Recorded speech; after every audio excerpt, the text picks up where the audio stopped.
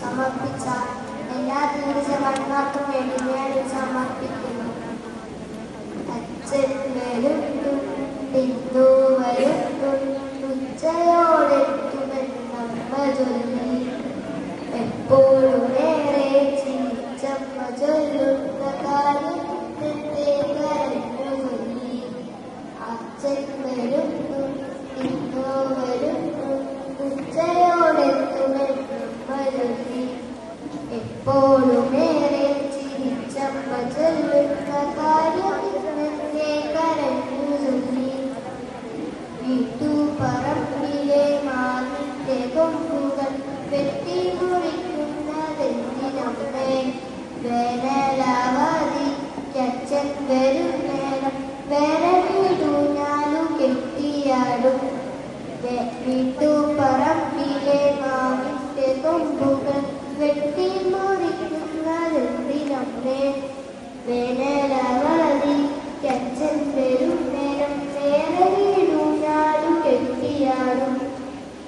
അച്ഛന്റെ ചിത്രം പത്രത്തിലെന്റെ അച്ചടിച്ചിങ്ങനെ വന്നതമ്മേ.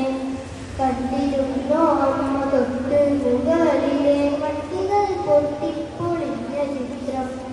അച്ഛന്റെ ചിത്രം പത്രത്തിലെന്റെ അച്ചടിച്ചിങ്ങനെ വന്നതമ്മേ. കണ്ടിരുന്നോ അമ്മ തൊട്ട് മുകളിൽ കാറുകൾ പൊട്ടിപ്പൊളിഞ്ഞ ചിത്രം? അച്ഛൻ വരുമെന്നറിഞ്ഞിട്ടുമിന്നമ്മ ഉച്ചയൂണെന്റെ ഒരുക്കാത്തത്.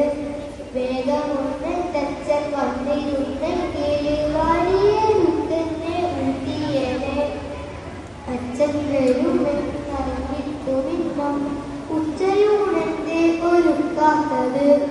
വേഗമൊന്നെത്തച്ഛൻ വന്നിരുന്നെങ്കിൽ വാരിയെടുത്തെന്നെ ഊട്ടിയാനെ. കാശ്മീരിനെ പറ്റി അച്ഛൻ പറഞ്ഞു, കൗതുകം കൊണ്ടു ഞാൻ വാ പൊളിച്ചു.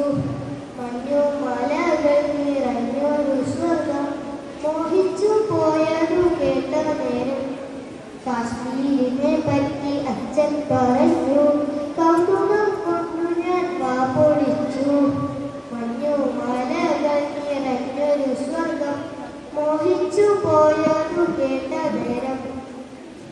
എന്തിനാണച്ഛൻ നമ്മെ ചാനിച്ച എന്നും ആ സ്വർഗത്തിൽ ചെന്നിരിപ്പു? ഇനി നമ്മളില്ലാതെ പോകുവാനാണ്, പിടികൊടുക്കാതെ വിടരുതമ്മേ. എന്തിനാണച്ഛൻ നമ്മെ ചാനിച്ച എന്നും ആ സ്വർഗത്തിൽ ചെന്നിരിപ്പു?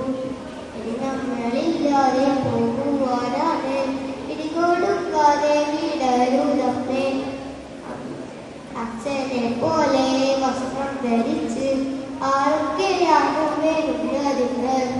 ഇന്ത്യൻ പതാക കൊണ്ടു പുതപ്പിച്ച ഇത്രയും പോലൊരു പെട്ടിയുമായി. അച്ഛനെ പോലെ വസ്ത്രം ധരിച്ച് ആരൊക്കെയാണ് വരുന്നതിന്? ഇന്ത്യൻ പതാക കൊണ്ടു പുതപ്പിച്ച ഇത്രയും പോലൊരു പെട്ടിയുമായി.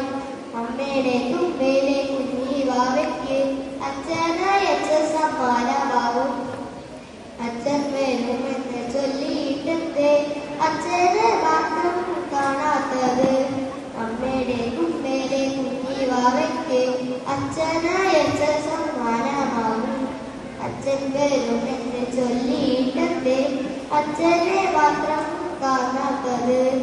അച്ഛൻ വരുന്നു, ഹിന്ദു വരുന്നു, ഉച്ചയോടെത്തുമെന്നമ്മ ചൊല്ലി.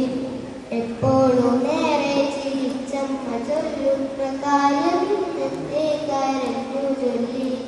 കാര്യം ഇന്നത്തെ കരഞ്ഞു ചൊല്ലിക്കൊണ്ടു.